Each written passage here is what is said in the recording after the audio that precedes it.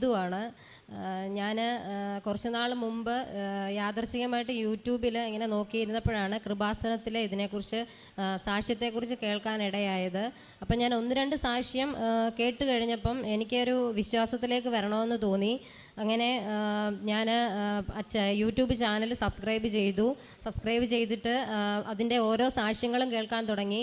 അപ്പം ഇവിടെ വന്ന് ഉടമ്പടി എടുക്കുന്നതിനെക്കുറിച്ച് എനിക്ക് വലിയ ധാരണയൊന്നും ഇല്ലായിരുന്നു. അത് കഴിഞ്ഞ് ഒരു ദിവസം ഞാനും എൻ്റെ ഹസ്ബൻഡും കൂടെ, അതായത് 2022 മാർച്ച് 15-ാം തീയതി ഞങ്ങൾ ഇവിടെ വന്ന് ഉടമ്പടി എടുക്കാൻ വേണ്ടി അല്ലായിരുന്നു വന്നത്, ഇതിൻ്റെ കാര്യങ്ങൾ തിരക്കാൻ വേണ്ടി വന്നതായിരുന്നു. അങ്ങനെ ഇവിടെ വന്നപ്പം ഉടമ്പടി എടുക്കാൻ മാതാവിൻ്റെ അനുഗ്രഹം കൊണ്ട് സാധിച്ചു. അങ്ങനെ ഉടമ്പടിയിൽ നിയോഗം വെച്ചിരുന്ന 6 കാര്യങ്ങളിൽ ഒന്നാമത്തെ കാര്യം, 12 വർഷമായിട്ട് എനിക്ക് പത്തനംതിട്ട മുനിസിപ്പാലിറ്റിയിൽ SC പ്രൊമോട്ടറായിട്ട് ഞാൻ ജോലി ചെയ്ത് വരികയായിരുന്നു. അപ്പം സ്ഥിരമായ ഒരു ജോലി അല്ലായിരുന്നു. അപ്പം ഞാൻ ഒന്നാമത് വെച്ച നിയോഗം എന്ന് വെച്ചാൽ, മാതാവേ എനിക്കൊരു ഗവൺമെൻറ് ജോലി കിട്ടാൻ മാതാവ് സഹായിക്കണമേ എന്ന് പറഞ്ഞ് നിയോഗം വെച്ചു. പിന്നെ എൻ്റെ വീട്ടിൽ എൻ്റെ ഹസ്ബൻഡിന് കുറച്ച് ദേഷ്യമൊക്കെ ഉണ്ട്. അപ്പോൾ പെട്ടെന്ന് എന്തെങ്കിലും പറയുമ്പോൾ പെട്ടെന്ന് ദേഷ്യം വരും. അപ്പം ഞാൻ ഇവിടെ വന്ന് മാതാവിനോട് പ്രാർത്ഥിച്ചു, മാതാവേ എൻ്റെ ഹസ്ബൻഡിൻ്റെ ദേഷ്യം മാറ്റി എൻ്റെ വീട്ടിൽ സമാധാനവും സന്തോഷവും ഉണ്ടാകണം, എൻ്റെ ഹസ്ബൻഡിന് ദേഷ്യം ഉണ്ടാകുന്ന ഒരു കാര്യങ്ങളും ഞങ്ങളുടെ ഭാഗത്തുനിന്ന് ഉണ്ടാവരുതേ മാതാവേ എന്ന് പറഞ്ഞ് പ്രാർത്ഥിച്ചു. അതേപോലെ തന്നെ ഞങ്ങൾക്ക് വെള്ളത്തിന് ബുദ്ധിമുട്ടുണ്ടായിരുന്ന സ്ഥലമായിരുന്നു. ഞങ്ങൾ 32 വർഷമായിട്ട് ഞങ്ങൾക്ക് കിണറോ ഒന്നുമില്ല. തൊട്ടടുത്ത വീടിനെ ആശ്രയിച്ചായിരുന്നു ഞങ്ങൾ ജീവിച്ചുകൊണ്ടിരുന്നത് വെള്ളത്തിൻ്റെ കാര്യത്തിൽ. അപ്പോൾ ഇവിടെ വന്ന് ഉടമ്പടി എടുത്തു. നിയോഗങ്ങൾ 6 നിയോഗങ്ങളും വെച്ചു. ഇവിടുത്തെ കാര്യങ്ങൾ അതേപോലെ തന്നെ നോക്കി ഞാൻ എല്ലാ കാര്യങ്ങളും കൃത്യമായിട്ട് ചെയ്തു. അത് കഴിഞ്ഞ് മാർച്ച് 31-ാം തീയതി ആയപ്പോഴത്തേക്ക് പെട്ടെന്ന് സർക്കാർ ഉത്തരവ് വന്നു, 18 വയസ്സ് ടു 30 വയസ്സ് അതിനുള്ളിൽ അത് കഴിയുന്ന ആർക്കും ജോലിയിൽ ഇരിക്കാൻ പറ്റത്തില്ല എന്ന് പറഞ്ഞൊരു ഓർഡർ വന്നു. അങ്ങനെ എൻ്റെ ജോലി നഷ്ടപ്പെട്ട് ഞാൻ ഒരുപാട് വിഷമിച്ചു കഴിഞ്ഞപ്പോൾ ഞാൻ ഡെയിലി മാതാവിനോട് രാവിലെ പ്രത്യക്ഷീകരണ പ്രാർത്ഥന ചൊല്ലും, അതേപോലെ തന്നെ വിശ്വാസ പ്രമാണം ചൊല്ലും ഞാൻ പ്രാർത്ഥിച്ചു. മാതാവേ ഉണ്ടായിരുന്ന ജോലിയും പോയി, എനിക്കൊരു നല്ല ജോലി തരണമേ മാതാവേ, മാതാവിൻ്റെ സാക്ഷിയാക്കി തീർക്കണമേ എന്നും പറഞ്ഞ് ഞാൻ ഒരുപാട് പ്രാർത്ഥിച്ചിട്ട് എൻ്റെ ആ 3 മാസ കാലാവധി കഴിഞ്ഞിട്ട് ഞാൻ ഇവിടെ വന്നപ്പം അച്ഛൻ ഇവിടെ പറയുന്നത് കേട്ടു, നിങ്ങൾ പ്രാർത്ഥിക്കുമ്പോൾ മാതാവിൻ്റെ സാക്ഷിയായി തീരണമേ എന്ന് പറഞ്ഞ് വേണം നിങ്ങൾ പ്രാർത്ഥിക്കാനെന്ന് പറഞ്ഞു. അപ്പം ഞാൻ ഇവിടെ നിന്ന് പ്രാർത്ഥിച്ചിട്ട് ഞാൻ ഇവിടുന്ന് പോയി. എന്നിട്ട് ഞാൻ പറഞ്ഞു, മാതാവേ ഇനിയും ഞാനിവിടെ വരുവാണെങ്കിൽ എനിക്ക് ഇവിടെ കയറി നിന്ന് സാക്ഷ്യം പറയാൻ മാതാവ് എനിക്ക് അതിനുള്ള അടയാളം തരണമേ എന്ന് പറഞ്ഞിട്ടാണ് ഞാൻ ഇവിടുന്ന് പോയത്. ഞാൻ ഇവിടുന്ന് പോയി ആലപ്പുഴ കഴിഞ്ഞില്ല, അതിനിപ്പുറം വണ്ടിയിൽ ഇരുന്നപ്പോൾ തന്നെ എൻ്റെ ഫോണിൽ ഒരു കോള് വരുന്നുണ്ട്. അപ്പം അതിന് മുമ്പായിട്ട് ഞാൻ അറിഞ്ഞു പത്തനംതിട്ട ജനറൽ ആശുപത്രിയിൽ ഡേറ്റ എൻട്രിക്ക് ആളെ എടുക്കുന്നുണ്ട്. അപ്പം ഞാൻ എന്തായാലും കിട്ടുമോ എന്നൊരു പ്രതീക്ഷയൊന്നും ഇല്ലായിരുന്നു. പക്ഷേ ഞാൻ അവിടെ അപേക്ഷ കൊടുത്തു. അപ്പോൾ അതിൻ്റെ ഇടയ്ക്ക് എനിക്ക് അറിയാൻ കഴിഞ്ഞു ഇവിടെ പാർട്ടിയുടെ നല്ല പിടിപാടുണ്ടെങ്കിൽ മാത്രമേ ഇവിടെ കിട്ടാൻ പറ്റത്തുള്ളൂ. അപ്പം എനിക്ക് മുന്നേ ഉള്ള കുറേ ആൾക്കാർ അവിടെ അപേക്ഷയൊക്കെ കൊടുത്തിട്ടുണ്ട്, അവർക്ക് വേണ്ടിയിട്ടാണ് റെക്കമെൻഡേഷനൊക്കെ പോയേക്കുന്നതെന്ന് അറിഞ്ഞു. അപ്പോൾ എനിക്ക് വലിയ പ്രതീക്ഷയില്ലായിരുന്നു. എന്നിട്ടും ഞാനിവിടെ വന്ന് പ്രാർത്ഥിച്ചു. അപ്പം ഞാൻ വണ്ടി ഇരുന്നപ്പോൾ എന്നെ വിളിച്ച ആൾ പറഞ്ഞു, ഗോപികയുടെ പേര് പാർട്ടിയുടെ ഓഫീസിൽ നിന്നൊന്നും പോയിട്ടില്ല, അതുകൊണ്ട് ഗോപിക അത്യാവശ്യമായിട്ടും പിന്നെ ആരെങ്കിലും ചെന്ന് കണ്ടു പറഞ്ഞെങ്കിൽ മാത്രമേ ഗോപിക്ക് ജോലി കിട്ടത്തുള്ളൂ എന്ന് പറഞ്ഞു. അപ്പം ഞാൻ എന്തും വരട്ടെ എല്ലാം ഞാൻ മാതാവിൽ അർപ്പിച്ചുകൊണ്ട് ഞാൻ ആരെയും പോയി കാണാനോ എടുക്കാനോ ഒന്നും അധികം നിന്നില്ല. ഞാൻ 1-2 പേരോട് പറഞ്ഞു, അവരെനിക്ക് വലിയ പ്രതീക്ഷയൊന്നും തന്നില്ല. എന്നിട്ട് ഞാൻ ഇൻ്റർവ്യൂവിൻ്റെ ഡേറ്റായി ഞാൻ ഇൻ്റർവ്യൂവിന് പോയി. ആ പോയ സമയത്ത് ഞാൻ എൻ്റെ കയ്യിൽ കാശുരൂപം അല്ലാതെയാണെങ്കിലും എപ്പോഴും ഞാനിവിടെ ഉടമ്പടി എടുത്ത അന്ന് മുതൽ കാശുരൂപം എൻ്റെ കൈ കരുതും. പിന്നെ ഇവിടുന്ന് കിട്ടിയ പത്രം, അപ്പം അച്ഛൻ പറഞ്ഞിട്ടുണ്ട്, നമ്മൾ വയ്യാതെ കിടക്കുന്ന രോഗികളെ പോയി നിങ്ങൾ ആഴ്ചയിൽ നിങ്ങൾ സന്ദർശിക്കണം, അവർക്ക് വേണ്ടി പ്രാർത്ഥിക്കണം, പിന്നെ നിങ്ങൾ പത്രം വിതരണം ചെയ്യണമെന്ന് പറഞ്ഞിട്ടുണ്ടായിരുന്നു. ഞാൻ ആദ്യം കിട്ടിയ പത്രം ഞങ്ങളുടെ വീടിൻ്റെ അടുത്തുള്ളവർക്കും കുറേ പേർക്കൊക്കെ കൊടുത്തു. അത് കഴിഞ്ഞ് രണ്ടാമത് ഇവിടെ വന്ന് ഉടമ്പടി പുതുക്കിയിട്ട് 3 മാസത്തേക്കുള്ള പത്രം ഞാൻ 3 ഇതായിട്ട് വാങ്ങിച്ചുകൊണ്ടാണ് പോയത്. ഞാൻ ഫസ്റ്റ് ഹോസ്പിറ്റലിലോട്ട് ഇൻ്റർവ്യൂവിന് ചെല്ലുന്നതിനന്ന് ഞാൻ ഈ പത്രം കൊണ്ടാണ് പോയത്.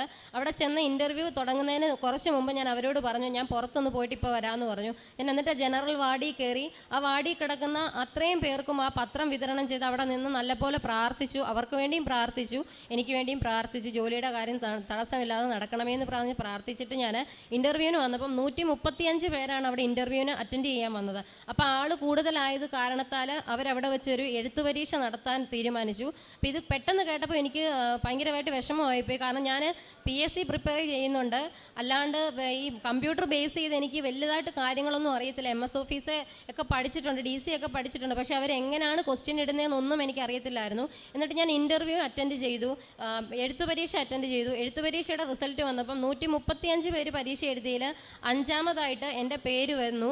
അത് കഴിഞ്ഞതിന് ശേഷം അവർ പറഞ്ഞു ടൈപ്പിങ്ങിൻ്റെ പരീക്ഷയുണ്ട്, ആ ടൈപ്പിങ്ങിൻ്റെ പരീക്ഷ കഴിഞ്ഞതിന് ശേഷമേ ആളെ സെലക്ട് ചെയ്യുമെന്ന് പറഞ്ഞു. ടൈപ്പിങ്ങിൻ്റെ പരീക്ഷയ്ക്ക് പോയ സമയത്തും ഞാൻ കാശ് രൂപം കൈ കരുതിക്കൊണ്ടാണ് ആ ഹാളിൽ കയറിയത്. കമ്പ്യൂട്ടറിൻ്റെ മുന്നിലിരുന്നു. ആദ്യം ഒരു തടസ്സം നേരിട്ടു. കാരണം ഞാൻ ചെയ്യുന്ന സിസ്റ്റത്തിൽ മലയാളം വരുന്നില്ല.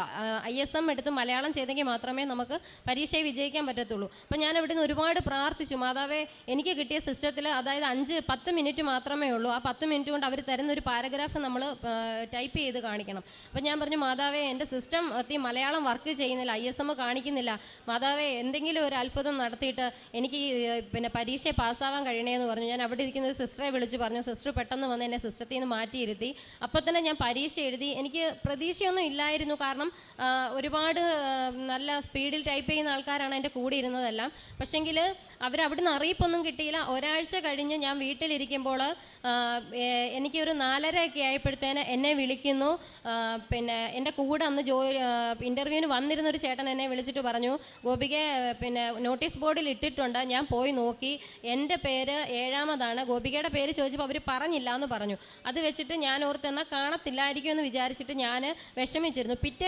പിറ്റേന്നൊരു 4:30 ആയപ്പം എന്നെ ഹോസ്പിറ്റലിൽ നിന്ന് വിളിച്ചിട്ട് പറഞ്ഞു, അപ്പോയിൻമെൻറ്റ് ഓർഡറായിട്ടിരിക്കുകയാണ്, റാങ്ക് ലിസ്റ്റിൽ 1ാമതാണ് എൻ്റെ പേര് കിടക്കുന്നതെന്ന് പറഞ്ഞു.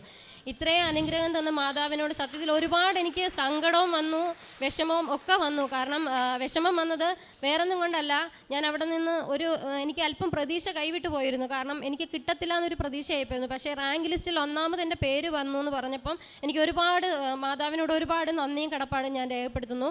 അത് കഴിഞ്ഞ് ഞാൻ ജൂലൈ 4-ാം തീയതി ജോയിൻ ചെയ്തു. അപ്പം ഞങ്ങളുടെ ജോലി എന്ന് പറയുമ്പോൾ നൈറ്റ് ഡ്യൂട്ടി OP-യിലായിരുന്നു. അപ്പം നൈറ്റ് ഡ്യൂട്ടി ചെയ്യണം. അപ്പോൾ എനിക്ക് മനസ്സുകൊണ്ട് നൈറ്റ് ഡ്യൂട്ടി ചെയ്യാൻ ഭയങ്കര ബുദ്ധിമുട്ടായിരുന്നു. കാരണം കുഞ്ഞുങ്ങളുടെ കാര്യം രാവിലെ സ്കൂളിൽ വിടാനൊക്കെ ബുദ്ധിമുട്ടാണ്. അങ്ങനെ ഞാൻ നൈറ്റ് ഡ്യൂട്ടി ചെയ്യുന്നതിനപ്പം 8 വർഷം എനിക്ക് മുമ്പ് 8 വർഷം ആയവരവിടെ ഉണ്ട്. അപ്പം എന്തായാലും അവർക്ക് ഇത് മാറ്റാതൊന്നും എനിക്ക് പെട്ടെന്നൊരു മാറ്റമൊന്നും കിട്ടത്തില്ല എന്ന് എനിക്കറിയാം. എന്നിട്ടും ഞാൻ പ്രാർത്ഥിച്ചു. വൈകിട്ട് ഞാൻ പ്രത്യക്ഷീകരണ പ്രാർത്ഥന ചൊല്ലി തിരികത്തിച്ച് പ്രാർത്ഥിച്ചപ്പോൾ ഞാൻ പറഞ്ഞു, മാതാവേ എന്തെങ്കിലും ഒരു അനുഗ്രഹം തന്ന് എന്തെങ്കിലും ഒരു അത്ഭുതം കാണിച്ചിട്ട് നൈറ്റ് ഡ്യൂട്ടിയിൽ നിന്ന് എന്നെ ഒന്ന് ഒഴിവാക്കി തരണേ എന്ന് പറഞ്ഞ് പ്രാർത്ഥിച്ചു. എന്നിട്ട് ഞാൻ പിറ്റേ ദിവസം രാവിലെ OP കൗണ്ടറിൽ ചെല്ലുമ്പം അവരങ്ങോട്ടും ഇങ്ങോട്ടും ഇന്ന് സംസാരിച്ചിട്ട് എന്നോട് ചോദിക്കുന്നു, ഗോപികയ്ക്ക് സ്വാബിൽ അതായത് കോവിഡ് ടെസ്റ്റ് ചെയ്യുന്നിടത്ത് പോകാൻ പറ്റുമോ എന്ന് ചോദിച്ചു. ഞാൻ പറഞ്ഞു പോകാൻ കുഴപ്പമില്ല. അപ്പം ഞാൻ ചോദിച്ചു, എന്താ നിങ്ങൾക്ക് പോയാൽ അത് ഞങ്ങൾക്ക് ബുദ്ധിമുട്ടുണ്ട്, അതുകൊണ്ട് ഗോപിക പോകാമോ എന്ന് ചോദിച്ചു. അപ്പം പുതിയതായിട്ട് ചെന്ന ആളായതുകൊണ്ട് ഞാൻ എതിർത്തൊന്നും പറഞ്ഞില്ല, ഞാൻ പോകാമെന്ന് പറഞ്ഞു. അപ്പം ഞാൻ ചോദിച്ചു, എന്താ ചേച്ചി അവിടെ പോയാൽ എന്തെങ്കിലും വേറെ എന്തെങ്കിലും കുഴപ്പമുണ്ടോ? അപ്പം എന്നോട് കുഴപ്പമൊന്നുമില്ല, നൈറ്റ് ഡ്യൂട്ടി ചെയ്യേണ്ടി വരത്തില്ല എന്ന് പറഞ്ഞു. അപ്പോൾ എനിക്ക് ഒരുപാട് സന്തോഷമായി. കാരണം നൈറ്റ് ഡ്യൂട്ടി ചെയ്യേണ്ട എന്ന് എൻ്റെ മനസ്സിൽ മാതാവിനോട് ഞാൻ പറഞ്ഞു, ദൈവമേ മാറ്റി തരണമേ എന്ന് പറഞ്ഞു. അവരെന്നോട് ഇങ്ങോട്ട് പറഞ്ഞു, നൈറ്റ് ഡ്യൂട്ടി ചെയ്യേണ്ട, സൺഡേ സാറ്റർഡേ മറ്റ് ഹോളിഡേ ദിവസം എല്ലാം അവധിയാണെന്ന് പറഞ്ഞു. ഇപ്പോൾ സന്തോഷത്തോടു കൂടി കത്തോലിക്ക സഭയുടെ കീഴിലുള്ള ഒരു സിസ്റ്റർ ജെസ്സി എന്ന് പറഞ്ഞ സിസ്റ്ററിൻ്റെ കൂടെയാണ് ഞാൻ വർക്ക് ചെയ്യുന്നത്. എനിക്ക് അതിൽ ഒരുപാട് സന്തോഷമുണ്ട്. സിസ്റ്ററിനൊപ്പം നിൽക്കാൻ പറ്റുന്നതിൽ ഒരുപാട് സന്തോഷമുണ്ട്. പിന്നെ ഞങ്ങളുടെ അവിടെ വെള്ളത്തിൻ്റെ ബുദ്ധിമുട്ട് വരുമായിരുന്നു. വർഷങ്ങളായിട്ട് ഞങ്ങൾ താമസിച്ച് ചെന്നിട്ട് ഞങ്ങൾക്കൊരു കുഴൽക്കിണർ അടിക്കാനുള്ള നിവൃത്തിയൊന്നും ഇല്ലായിരുന്നു. അപ്പം ഞാൻ ഇവിടെ വന്നിട്ട് ഞാൻ മാതാവിനോട് പ്രാർത്ഥിച്ചു, മാതാവേ ഞങ്ങൾക്ക് പൈസയുടെ കാര്യം ഒന്നും റെഡി ആയിട്ടില്ല, കുഴൽക്കിണർ അടിക്കണമെങ്കിൽ എങ്ങനെ പോയാലും 1 ലക്ഷം രൂപയിൽ കൂടുതലാവും. അപ്പോൾ അതുകൊണ്ട് മാതാവ് എന്തെങ്കിലും ഒരു ഇത് കാണിച്ച് ഞങ്ങൾക്ക് വെള്ളത്തിനുള്ള ബുദ്ധിമുട്ട് മാറ്റി തരണേ. ഉണക്ക് വരുമ്പം 10,000-7,000 രൂപ കൊടുത്തിട്ടാണ് ഞങ്ങൾ വെള്ളം ഇറക്കുന്നത്. അപ്പോൾ അതൊന്ന് മാറ്റി തരണേ എന്ന് പറഞ്ഞ് പ്രാർത്ഥിച്ചു. അതിൻ്റെ ഫലമായിട്ട് പെട്ടെന്ന് തന്നെ ഞങ്ങൾക്ക് കുഴൽക്കിണർ അടിക്കാനും കൊണ്ട് ഞങ്ങൾ തുടങ്ങി.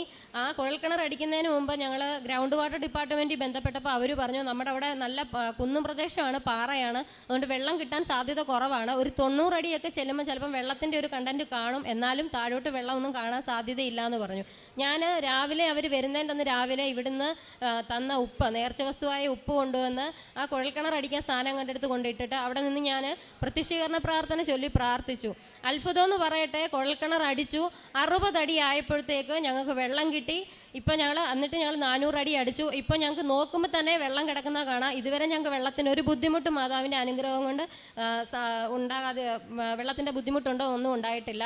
പിന്നീട് ഞാനിവിടെ നിയോഗത്തിൽ വെക്കാത്തൊരു കാര്യമായിരുന്നു. എൻ്റെ മാമൻ്റെ മോന് എന്നോട് ഇങ്ങോട്ട് പറഞ്ഞു, കൃപാസനത്തിൽ പോയെന്ന് പറഞ്ഞപ്പോൾ എന്നോട് പറഞ്ഞു, ചേച്ചിയുടെ മാതാവിന് ശക്തി ഉണ്ടെന്നല്ലേ പറഞ്ഞേ, അപ്പോൾ ചേച്ചി എനിക്ക് വേണ്ടിയിട്ടൊന്ന് പ്രാർത്ഥിക്കണം, എനിക്ക് നാട്ടിൽ നിൽക്കാൻ താല്പര്യമില്ല, എനിക്ക് പുറത്തു പോകണം. അവൻ പാസ്പോർട്ട് എടുത്തിട്ട് ഒന്നുമില്ല. എന്നിട്ട് ഞാൻ പറഞ്ഞു ഞാൻ പ്രാർത്ഥിക്കാമെന്ന് പറഞ്ഞു. ഞാൻ പ്രാർത്ഥിച്ചു. അവനവിടെ മൗണ്ട് താബോർ സ്കൂളിൽ വർക്ക് ചെയ്യുമായിരുന്നു. അവിടുന്ന് എന്തൊക്കെ പറഞ്ഞിട്ട് അവൻ ആ സ്കൂളിൽ നിന്ന് ജോലി കളയത്തില്ലായിരുന്നു. അവസാനം അവർ തന്നെ ഇങ്ങോട്ട് പറഞ്ഞു, ഒരു ദിവസം താമസിച്ച് ചെന്നുകൊണ്ട് അവർ പറഞ്ഞു നീ വരണ്ടെന്ന് പറഞ്ഞു. അതിൻ്റെ പിറ്റേ ആഴ്ച തന്നെ അവന് പാസ്പോർട്ടിന് അപ്ലൈ ചെയ്ത് പാസ്പോർട്ട് കൈ കിട്ടിയതിൻ്റെ ഒരാഴ്ച കഴിഞ്ഞപ്പോൾ അവന് ജോലിയുടെ കാര്യവും റെഡിയായി. ഇപ്പോൾ ചൊവ്വാഴ്ച അവന് പിന്നെ ഗൾഫിലേക്ക് പോവുകയാണ്. പിന്നെ ഉള്ളതെന്ന് വെച്ച് കഴിഞ്ഞാൽ പിന്നെ ഉണ്ടായിരുന്ന ഒരു അത്ഭുതം എന്ന് പറഞ്ഞു കഴിഞ്ഞാൽ എൻ്റെ കുഞ്ഞുങ്ങളുടെ കാര്യത്തിൽ ഞാൻ ഇവിടെ വന്ന് ഒരുപാട് പ്രാർത്ഥിച്ചു. മാതാവേ, എൻ്റെ കുഞ്ഞുങ്ങൾ പഠിത്ത കാര്യത്തിൽ എൻ്റെ മോൻ നന്നായിട്ട് പഠിക്കുമായിരുന്നു. പിന്നെ കുറച്ച് നാൾ കഴിഞ്ഞപ്പോൾ അവന് പുറകിലോട്ട് പോയി. അപ്പം ഞാൻ ഒരുപാട് പ്രാർത്ഥിച്ചു, മാതാവേ എൻ്റെ കുഞ്ഞിൻ്റെ വിദ്യാഭ്യാസ കാര്യത്തിൽ അവനെ മുന്നോട്ട് നടത്തണമെന്ന് പറഞ്ഞ് പ്രാർത്ഥിച്ചു. അവന് കഴിഞ്ഞ പരീക്ഷയിൽ അവൻ എന്നെ പേപ്പർ കൊണ്ടുവന്ന് കാണിച്ചു. അവൻ എഴുതിയ വിഷയത്തിനെല്ലാം അവൻ ജയിക്കുകയും ഫുൾ മാർക്ക് 3 വിഷയത്തിന് ഫുൾ മാർക്ക് അവന് കിട്ടുകയും ചെയ്തു. പിന്നെ സമയത്തിൻ്റെ പരിമിതി കൊണ്ട് എനിക്ക് എല്ലാ കാര്യമൊന്നും പറയാൻ പറ്റത്തില്ല. ചെറുതും വലുതുമായ ഒരുപാട് അനുഗ്രഹങ്ങൾ മാതാവിൻ്റെ മധ്യസ്ഥത്തിൽ എനിക്ക് ഉണ്ടായി. ഇത്രയും നല്ല രീതിയിൽ വിശ്വാസത്തിലേക്ക് വരുവാനും ഈ ഉടമ്പടി കൃത്യമായിട്ട് നടത്തുവാനും മാതാവിൻ്റെ ഇനി അങ്ങോട്ടുള്ള ജീവിതത്തിലും മാതാവിനെയും കർത്താവിശ്വാമിശയെയും മുന്നിൽ നിർത്തി ജീവിക്കുവാൻ എന്നെ അനുഗ്രഹിക്കണമെന്ന് മാതാവിനോട് പ്രാർത്ഥിച്ചുകൊണ്ട് നിർത്തുന്നു. ഈശോയ്ക്ക് അമ്മയ്ക്ക് കൃത്യമായിട്ട് നന്ദി പറഞ്ഞ് പ്രാർത്ഥിക്കാം. മരിയൻ ഉടമ്പടി എപ്രകാരമാണ് പാലിക്കേണ്ടത്, അത് എപ്രകാരമാണ് മരിയൻ ഉടമ്പടിയിലൂടെ ആയിരിക്കേണ്ടതെന്നുള്ള സാക്ഷ്യമാണ് നമ്മളിപ്പോൾ കേട്ടത്.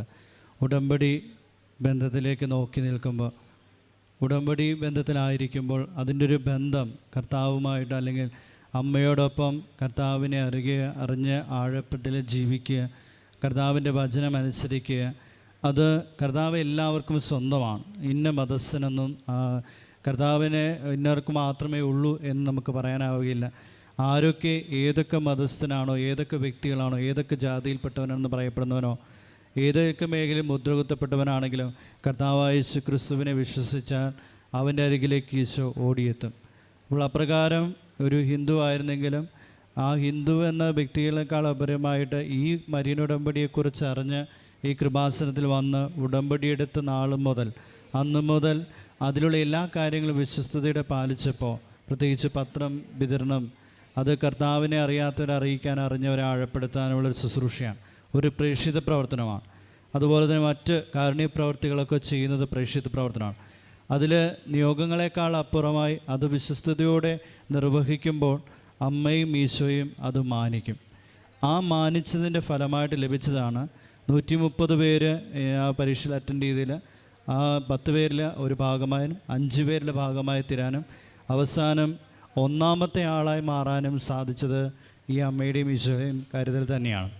അതുപോലെ തന്നെ മക്കളുടെ കാര്യത്തിലും ജീവിത പങ്കാളിയുടെ കാര്യത്തിലും എല്ലാ കാര്യങ്ങളിലും ഒരു കരുതലിൻ്റെ ഒരു കരസ്പർശനം പരിശുദ്ധ അമ്മയുടെയും ഈശോയുടെയും ആ ഒരു കരസ്പർശനം ഈ കുടുംബത്തോടൊപ്പം ഉണ്ടായിരുന്നു. അതുകൊണ്ട് തന്നെയാണ് ഈ മരിയൻ ഉടമ്പടി ഇത്രമാത്രം അർത്ഥവത്തായിട്ട് അനുഭവിച്ചറിയാനും കർത്താവിനോടൊപ്പം അല്ലെങ്കിൽ അമ്മയോടൊപ്പം സഞ്ചരിച്ച് മുന്നോട്ട് പോകാനും മറ്റുള്ളവർക്ക് മുമ്പിൽ പോലും വെല്ലുവിളികൾ മുതിരുമ്പോൾ അമ്മയുടെ ശക്തി ഉണ്ടെന്നല്ലേ പറയുന്നത് എന്ന് പറഞ്ഞ് മറ്റൊരു വ്യക്തി പറയുമ്പോഴും മാമൻ്റെ മകൻ പറയുമ്പോഴും ആ ചലഞ്ച് ഏറ്റെടുത്തത് അമ്മയ്ക്ക് കൊടുത്ത് ആ മകന് പോലും പ്രതീക്ഷിക്കാനാവാത്തതും അതിവേഗം കാര്യങ്ങളുണ്ടാകുന്നു. അതുപോലെ തന്നെ ഒരു കുഞ്ഞു അമ്മയോട് പരിശുദ്ധ അമ്മയോട് അല്ലെങ്കിൽ സ്വന്തം അമ്മയോട് നമ്മൾ ചില കാര്യങ്ങൾ ആവശ്യപ്പെടുന്നത് പോലെയാണ് അമ്മയോട് പറഞ്ഞത്. അമ്മ, എനിക്ക് നൈറ്റ് ഡ്യൂട്ടി ചെയ്യാൻ താല്പര്യമില്ല, എനിക്കത് ഒഴിവാക്കി തരണമേ എന്ന് പ്രാർത്ഥിച്ചപ്പോൾ പിറ്റേ ദിവസം അങ്ങോട്ട് പോയി പറയേണ്ട ആവശ്യം വന്നില്ല. ഇങ്ങോട്ട് അവർ പറയുന്നു, നീ എന്നെ കോവിഡിൻ്റെ വാർഡിലേക്ക് പോകാമോ എന്ന് ചോദിക്കുന്നൊരനുഭവം.